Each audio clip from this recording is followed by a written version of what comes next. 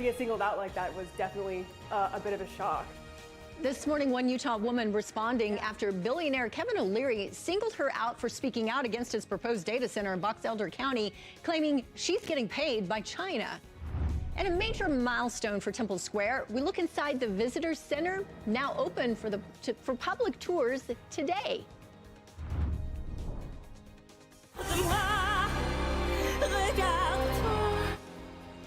And one Utah teen taking the stage, performing for more than 160 million viewers around the world.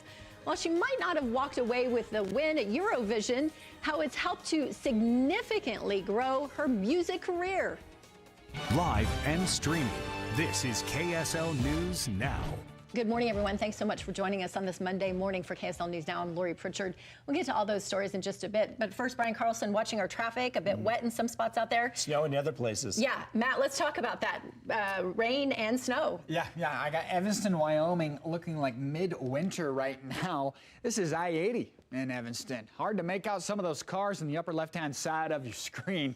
But man, accumulating on the roadways even.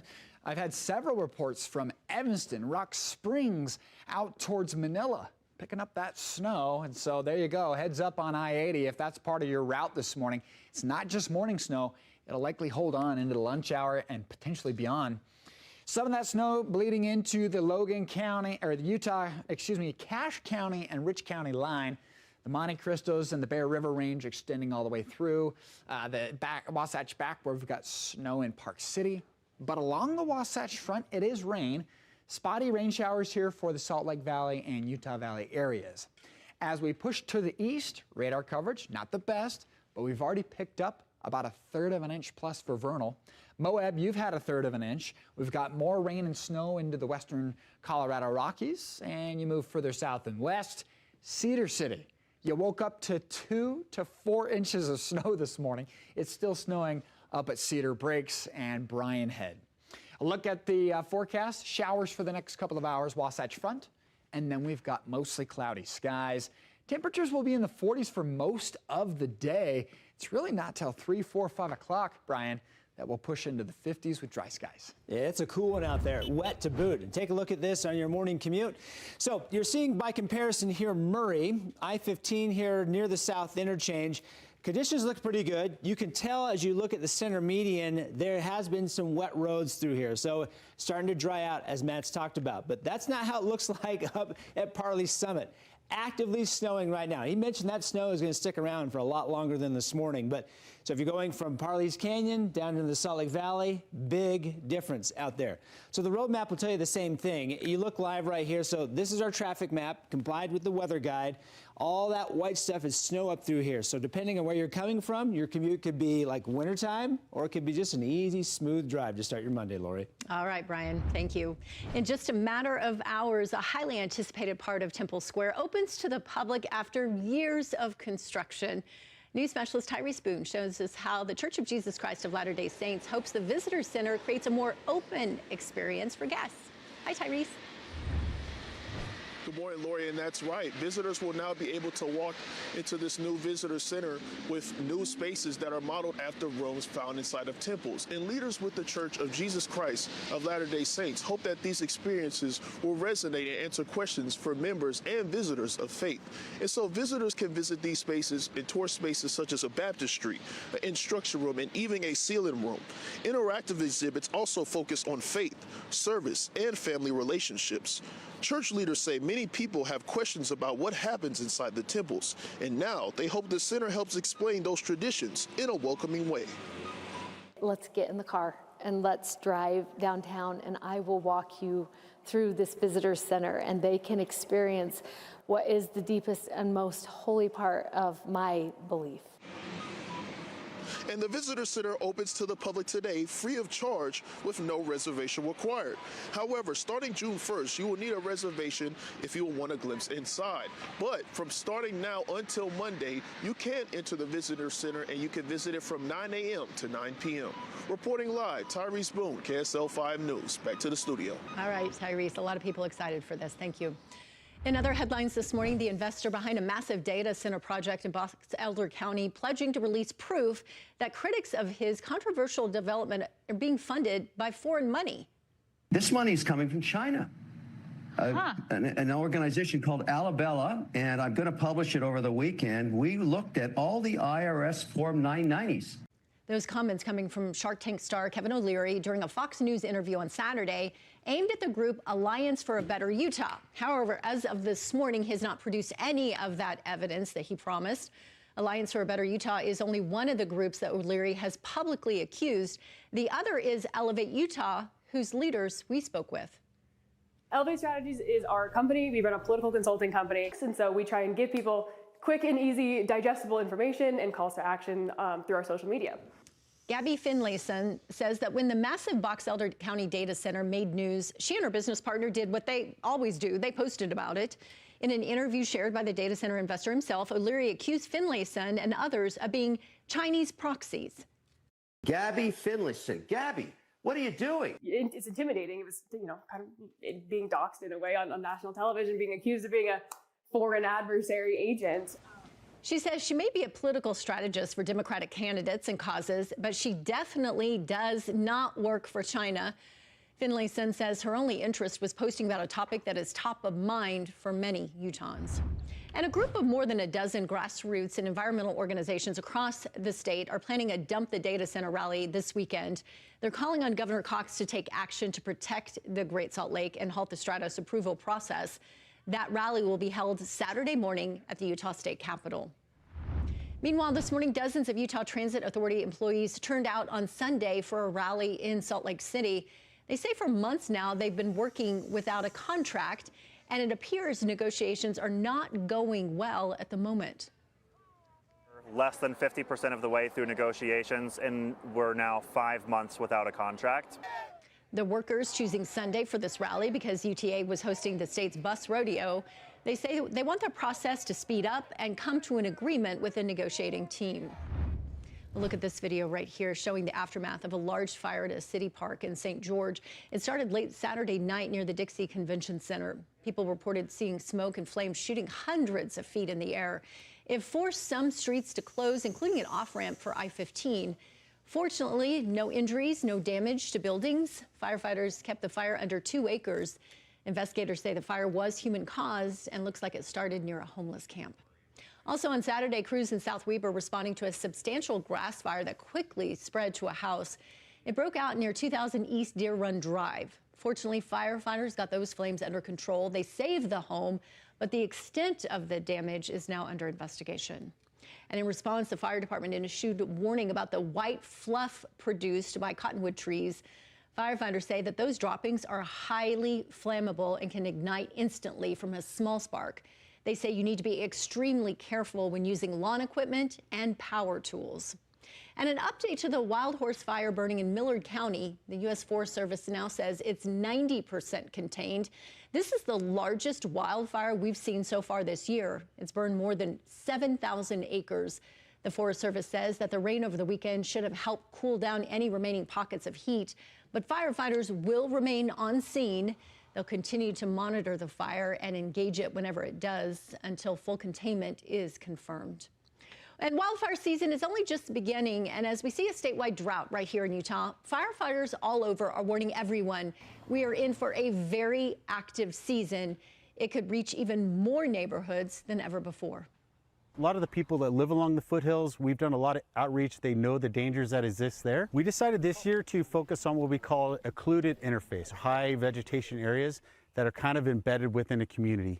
Salt Lake City firefighters have been canvassing neighborhoods, spreading the word about wildfires, and they're focusing on landscaping and keeping combustibles like dry pine needles away from homes and out of gutters. The Salt Lake City Fire Department offers free home inspections, so if you'd like their input and advice, you can visit their website, fire.slc.gov/wildland. And let's get to Matt Johnson on this Monday morning. Thankfully, some of us are seeing some rain this morning and even some parts snow.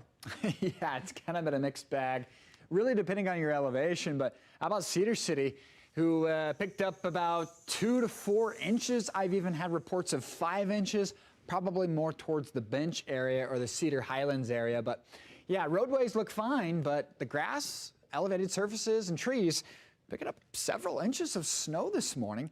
That snow's now cleared. We do have a couple of snow showers up towards Cedar Breaks. Core of low pressure, it's going to be sliding out into Colorado. On the backside is what we call wraparound moisture, and that's impacting the Wasatch Front, the Uintas, and the Wasatch Mountains. So the mountaintops will likely see showers into the afternoon, but the valleys, you've got cold temperatures right now with a couple of hit and miss showers. But you move into Provo 42 south of that mark, it's actually cold and dry. Hopefully the garden makes it through, but 41 in Vernal and 45 in Moab. You got to look at the forecast today. We're talking about some AM showers, and then this thing quickly clears out of here. If you live in the basin, Wyoming, southwest Wyoming, or the Uinta area, you're probably going to be picking up some more showers today. Moab, you're going to be drying out in the late afternoon. You do have some morning showers. Look for a high of 61. Now, coming up in just a few minutes, we're going to take a look at the totals we've seen so far, some impressive snow photos, and what's expected as we head into the next 7, Brian. Yeah, the weather's changing out there this morning. So let's take a live look at your morning drive. Because of that weather, you've got some drastically different conditions. So I'll start you off with Tooele. Now, traffic's starting to pick up, as you can see. And you look closely, the roads are damp, right? So the rain has been through here, not actively coming down anymore. But compare that to this is Kimball Junction up Parley's Canyon. Now, moments ago, you could see the road. There it is, kind of, if you just kind of look through this slight little window right through here. But you've got snow caking the camera lens, and you've got this snow on different on parts right here on the side. I mean, it's still coming down out there this morning. So tough to see in Parley's Canyon, and it looks like green grass, a great day there in Tooele. Overall, the conditions right here, there's some pockets where you're starting to see things drying out here on your road map, but conditions are still slick. We got a new crash that just popped up here at Point in the Mountain. I'll show that to you coming up in a couple minutes. Be aware, those conditions could be any on either end of the spectrum there, Lori. Well, thanks for the warning, Brian. Terrifying moments caught on camera at an Idaho air show. 2 Navy growlers colliding midair, and just moments later, you can see the 4 airmen eject from those cockpits, deploying their parachutes. This happened Sunday afternoon at the Gunfighter Skies Air Show near the Mountain Home Air Force Base, which is roughly about 50 miles southeast of Boise. The jets created a massive explosion after they hit the ground. Actually see the collision happen, but we did see, the aftermath. We, of course, started looking at the road, and that's when we saw that big black plume of smoke behind us. Officials say all 4 people ejected from the jets. They made it to safety. The remainder of the air show was canceled. In a statement, the Mountain Home Air Force Base says an investigation is underway and more information will be released as it becomes available. Well, the death penalty back on the table for convicted killer Alec Murdaugh. That's according to South Carolina's Attorney General discussing his retrial. Last week, the state Supreme Court overturned Murdaugh's conviction in 2021 murders of his wife and son. The court ruled that the trial was marred by the improper influence of the court clerk and vacated his 2 life sentences. The Attorney General says all legal options are on the table for the retrial, which could happen as early as this year. And this morning, we're learning the cruise ship at the center of the hantavirus outbreak has docked in the Netherlands, allowing that crew to disembark and the ship to be disinfected. This comes as Canadian health officials say a passenger on board that infected cruise ship has tested positive for the hantavirus. And here in the U.S., experts in Washington state are looking into 6 potential exposure cases. In other headlines this morning, President Trump says U.S. and Nigerian forces killed a senior commander in the ISIS militant group. In a social media post, the president said at his direction, they eliminated the most active terrorist in the world from the battlefield. The target was second in command of ISIS globally. Now, this is not the first fatal strike the president has ordered on alleged Islamic State militants in Nigeria. He's accused the militants of persecuting Christians there. This morning, travelers looking ahead at an expensive summer. This comes as the saga at the Strait of Hormuz stretches on, pushing gas prices and airfares higher. As of this morning, AAA says the national average for a regular gallon of gas is $4.51. Here in Utah, it's $4.59. Experts say drivers have seen about a 50% price jump since the start of the war, which has lasted just under 3 months now. However, AAA says it doesn't expect prices to stop people from traveling for Memorial Day. They're predicting a record 45 million people will leave home. Earlier this month, we told you about this humanoid robot boarding a Southwest Airlines flight taking a window seat. Ooh. Anyway, this guy went viral, and now Southwest is announcing new rules. Leave your robot at home when you fly. Southwest will no longer allow human-like or animal-like robots because they have to specify. You can't just take a human one or an animal. You can't have both. You can't bring them on, and you can't check them either. The carrier cited lithium-ion batteries as the reason. They're commonly used in robots. Now, those batteries have previously caused fires on planes. In a statement, the airline says the policy is not in response to any single incident, but these robots have been known to create delays in flights as of late. That's just freaky. All right, before you fire up the grill, you may want to double check your seasoning cabinet. Blackstone Products recalling some of its Parmesan ranch seasoning for possible salmonella contamination. The affected seasoning was sold nationwide at Walmart and on Blackstone's website, with Best By dates ranging from July through August of 2027. Consumers are being told to throw the product away and contact the company for a replacement. A new CNBC report shows automakers are now adjusting to AI. Right now, artificial intelligence is reshaping the industry. Ford, General Motors, and Stellantis have cut more than 20,000 salaried jobs in recent years. They're choosing instead to invest in AI, software, and electric car technology. Experts say more than half of U.S. jobs could be reshaped by AI in the next few years as companies try and adapt. Now, at the same time, the companies hiring in areas like cybersecurity, autonomous vehicles, and AI-related roles are growing. And Elon Musk could soon be hitting Wall Street in person. Sources say SpaceX is preparing to go public as soon as next month with a potential listing on the NASDAQ. Analysts say the rocket company could raise more than $80 billion. That comes as we're seeing strong demand in recent tech IPOs as well, including AI chip maker Cerebras Systems. This morning in Japan, we've learned 2 Americans have been arrested after breaking into this enclosure of a popular monkey just outside of Tokyo. Police identified the pair as men ages 27 and 25. They say one of them climbed the fence of this exhibit in a costume to get close to Punch the Monkey right there, to get close to that monkey seen on your screen. The other man recorded it as it was happening. The 2 now face charges of forcible obstruction of a business. Wow. Back here at home, Moab will soon have a shuttle to Arches National Park. The Utah Transportation Commission says they approved $1 million in funding to build that transit system.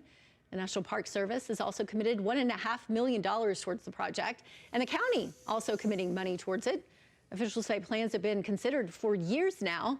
Operations on that shuttle are expected to begin sometime this fall. And of course, we are known for the mighty 5 national parks here in the state, Arches being one of those. So it's a great time this summer to go visit one of our national parks. Although right now it might be a little chilly, at least maybe in Bryce. Yeah, a little bit chilly, a little bit of rain and snow down in central and southern Utah. In fact, this photo just coming in from Joanne Bratton. Wow, Cedar City up towards Enoch, Parowan, Beaver.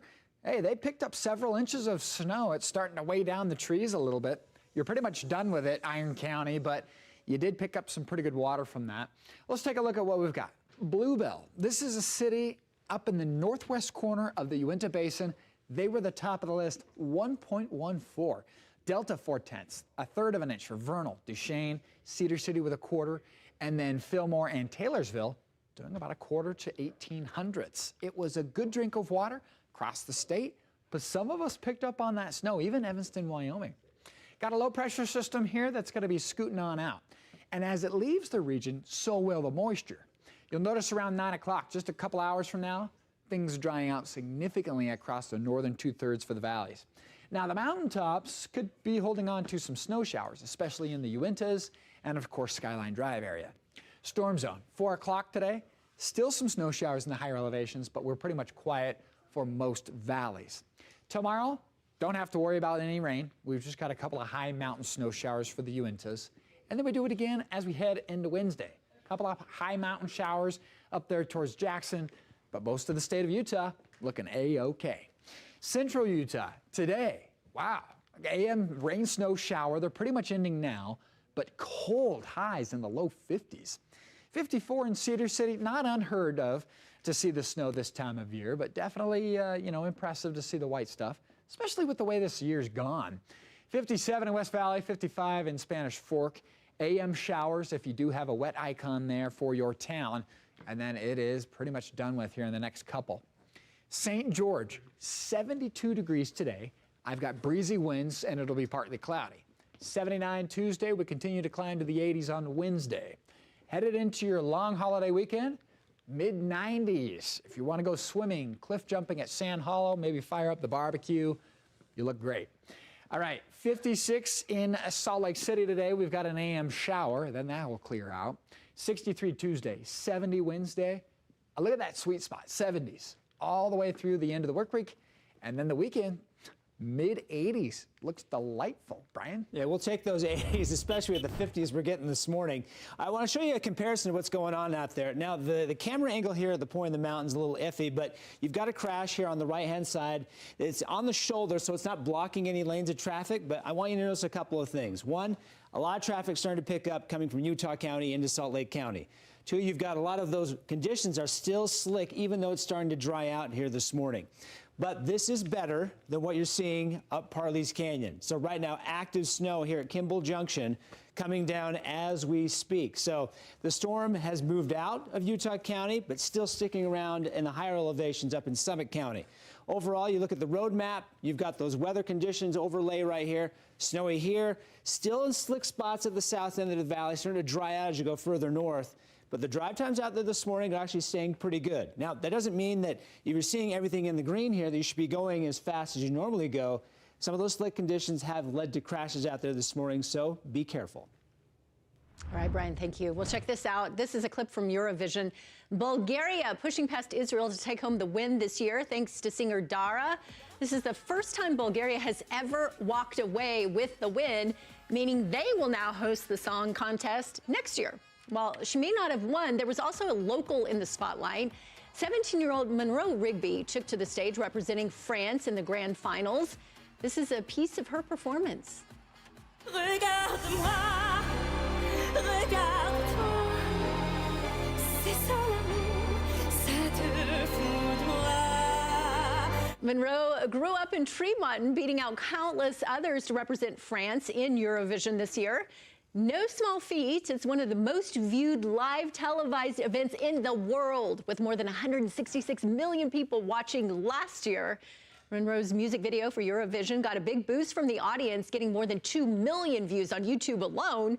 While she did end up taking the win for France, she did finish 11th place, which is a huge accomplishment. Not very many people can say that they did that on Eurovision. And sung in front of 166 million people. Yeah, she's going to be a superstar. That's impressive. Congratulations. Cool. Well, thanks so much for joining us on this Monday morning for KSL News Now, as we all rejoice because we're seeing snow in our mountains on May 18th, by the way. Thanks so much for being with us here. Have a great day, everyone.